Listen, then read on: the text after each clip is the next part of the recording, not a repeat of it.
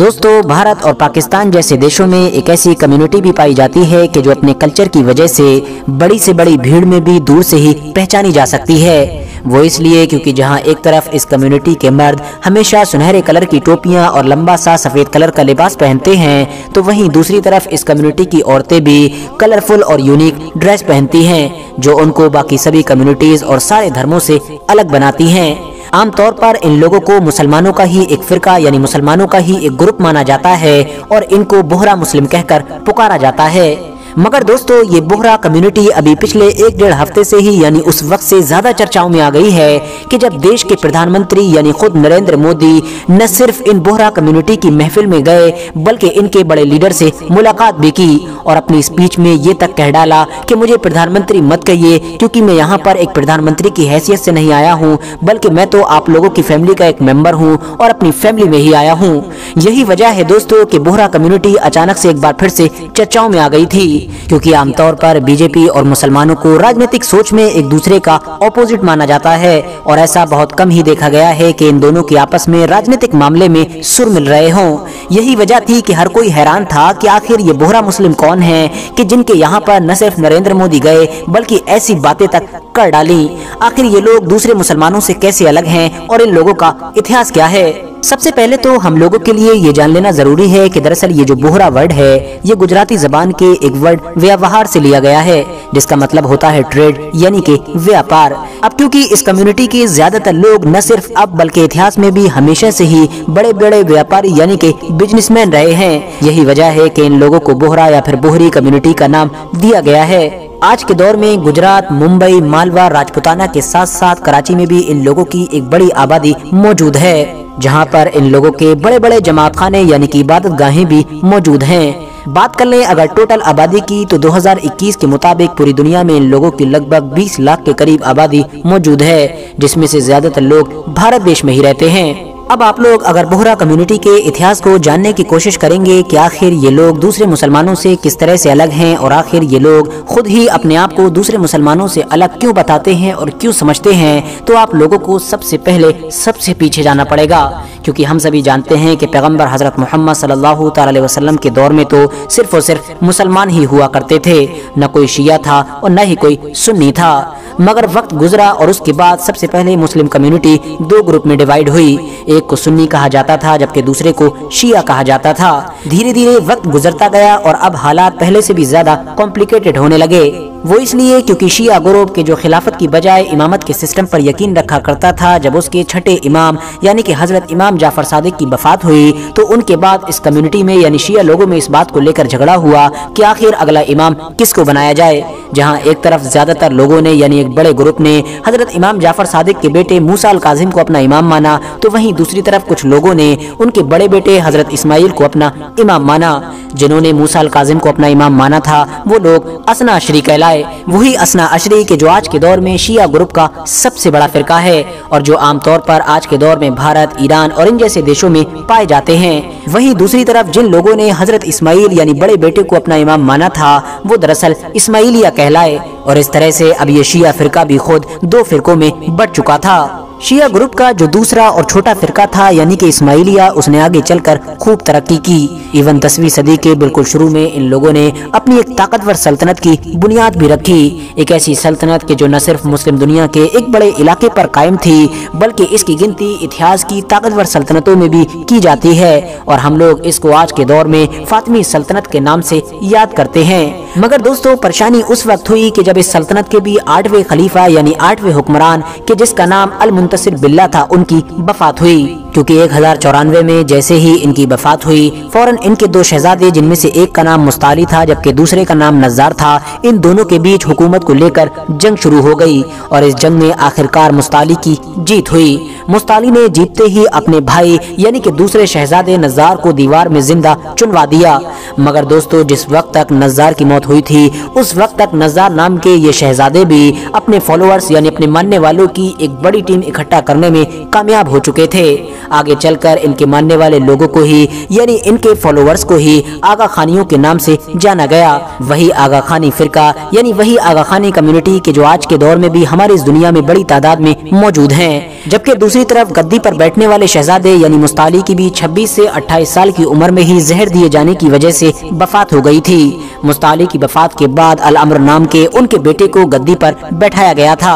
मगर दूसरी तरफ जो नज़ार के फॉलोअर्स थे उन्होंने अल अम्र को भी कत्ल कर दिया था। धीरे धीरे वक्त गुजरा और फिर फातमी सल्तनत खुद भी कमजोर पड़ना शुरू हो गई थी। सलीबी हमलों की वजह से और अंदरूनी परेशानियों की वजह से ये सल्तनत हमेशा हमेशा के लिए खत्म होकर रह गई। सल्तनत भले ही खत्म हो गई थी, मगर मुस्ताली और नज़ार को अपना अपना इमाम मानने वाले ये सभी लोग दुनिया भर में पूरी तरह से फैल चुके थे। मुस्तालियों यानी मुस्ताली को अपना इमाम मानने वाले लोगों का ये मानना है कि जब उनके बेटे यानी अल अम्र को नज़ारियों की तरफ से कत्ल किया गया था तो उस वक्त तक उनके यहाँ पर तैयब नाम का एक बेटा भी पैदा हो चुका था, जिसको खुफिया तौर पर यानी मुस्ताली के मानने वाले लोगों ने ही नज़ारी कत्ल न कर दें इस डर से छुपा दिया था। और बाद में इन्हीं तैयब के यहाँ पर एक के बाद एक लगातार खुफिया तौर पर इमाम यानी लोगों की नजरों से पोशीदा इमाम पैदा होते रहे थे और आगे जाकर इन्हीं इमामों को मानने वाले लोगों को तैयबी कहा जाने लगा था। तैयबी लोगों के अकीदे के मुताबिक उनकी इमामों की नकलो हरकत के बारे में किसी को कुछ इल्म नहीं है, ना तो उनसे किसी का कोई कांटेक्ट है और ना ही उनके बारे में किसी को कोई खबर होती है सिवाय दाई मुतलक के। दाई मुतलक दरअसल इनके फिरके में एक सबसे बड़ी पोजीशन यानी कि ओहदे का नाम है।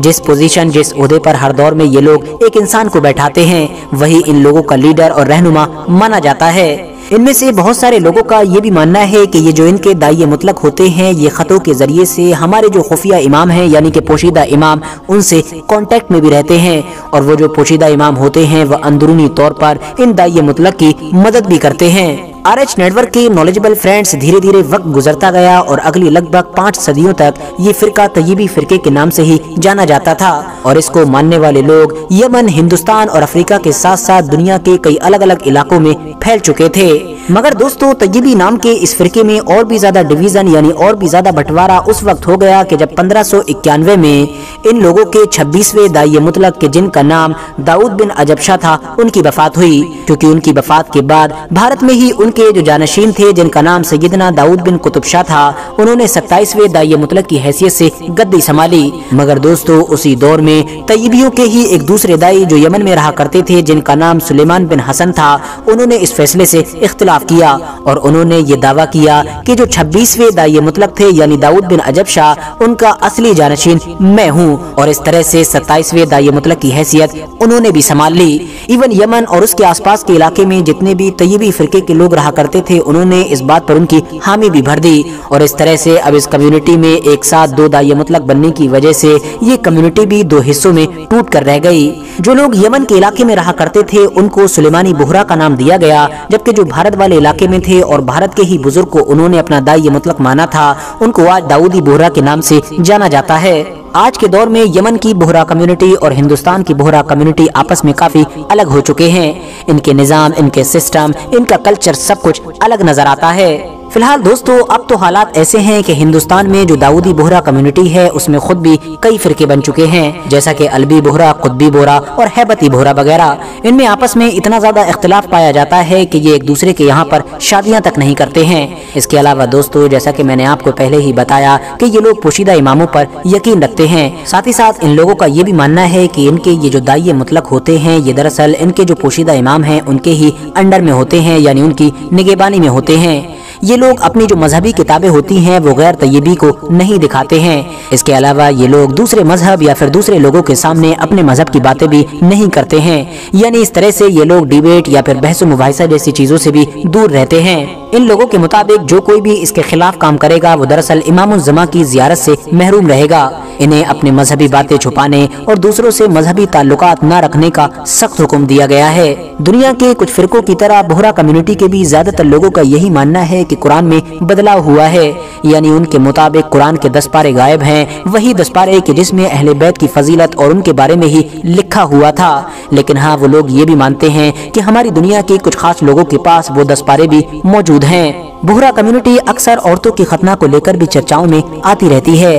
آج کے دور میں جہاں ایک طرف بوہرا کمیونٹی کے کچھ لوگ اس چیز کے پوری طرح سے خلاف ہیں، تو وہیں کچھ لوگ آج بھی اس کو ٹریڈیشنلی سپورٹ کرتے ہیں۔ ہسٹوریکلی اور ٹریڈیشنلی اگر دیکھا جائے تو بوہرا کمیونٹی میں 5 سے 9 سال کی بچیوں کا ختنہ کیا جاتا تھا، یا پھر ہو سکتا ہے ابھی بھی کچھ علاقوں میں ختنہ کیا جاتا ہو۔ یہ کام ایک ایسی بوڑھی عورت کے ذمہ ہوتا ہے کہ جو بوڑھی عورت مکہ مدینہ کے ساتھ ساتھ کربلا کی بھی زیارت کر کے آئی ہو، اور خاص طور سے حضور صلی اللہ تعالی علیہ وسلم کی شہزادی یعنی حضرت بی بی فاطمہ رضی اللہ تعالی عنہا کی قبر کو بوسہ دے کر آئی ہو۔ حالانکہ دوستو یہ بھی غور کرنے والی بات ہے کہ بوہرا کمیونٹی کے زیادہ تر لوگ نہ صرف اتہاس میں ہی بلکہ آج بھی سکسیسفل بزنس مین ہوتے ہیں۔ ان لوگوں کے اندر ویاپار یعنی بزنس سے ریلیٹڈ جو گٹس، جو خوبیاں پائی جاتی ہیں، وہ بھارت کی دوسری کمیونٹیز میں شاید ہی نظر آتی ہیں۔ یہی وجہ ہے کہ ان کا نام ویاپار کے معاملے میں بھارت کی ٹاپ کمیونٹیز کے ساتھ لیا جاتا ہے۔ یہ لوگ بزنس کے ساتھ ساتھ پڑھائی لکھائی میں بھی کافی آگے ہیں۔ خاص طور سے ہندوستان میں مسلمانوں کے جتنے الگ الگ گروپ پائے جاتے ہیں،